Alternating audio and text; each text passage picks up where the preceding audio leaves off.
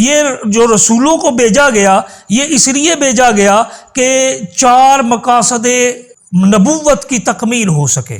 رب کائنات ارشاد فرماتا ہے رسولا مبشرین و منذرین لئلا یکون للناس علی اللہ حجۃ، کہ ہم نے یہ رسول کس لیے بھیجے؟ پھر رسول ہیں، اس سے پچھلی آیت میں بھی یہ موجود ہے کہ ایسے رسول بھی ہیں جن کا ہم نے تذکرہ کیا ہے اور کچھ ایسے رسول بھی ہیں جن کا ہم نے تذکرہ نہیں کیا ہے۔ اور اس آیہ مقدسہ میں سورہ النساء کی آیہ نمبر 165 میں رب کائنات ارشاد فرماتا ہے رسولان، پھر ہمارے رسول ہیں، ایسے رسول بھی ہیں مبشرین جو خوشخبریاں سنانے والے ہیں، اور منذرین اور خبردار کرنے والے ہیں، اور مستقبل کے خطرات پر خبردار اور متنبع کرنے والے ہیں۔ کس لیے ہم نے بھیجے؟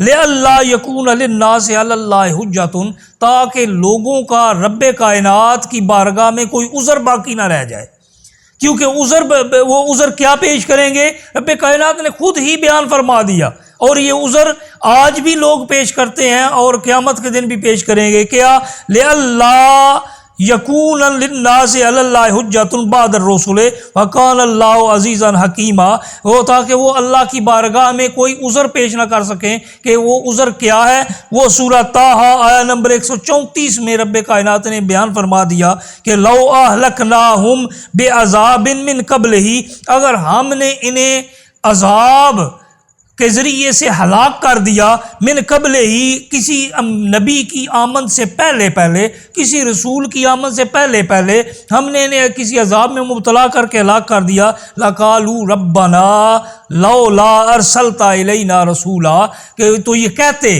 کہ کاش اللہ تعالیٰ ہے ہمارے رب تو ہماری طرف ایک رسول بھیجتا، اور ہم کیا کرتے؟ فَنَتَّبِعَ آیَاتِكَ، تو ہم اس پر اترنے والی تیری آیات کی اتباع کرتے، من قبل، اس سے پہلے کہ ان نذل ونخزا، کہ ہم ذلیل و خوار ہو جاتے۔ تو ذلیل و خوار ہو کر اس عذاب میں مبتلا ہونے سے پہلے اگر ہم کیا کرتے؟ ہم تیری آیات کی پیروی کر لیتے۔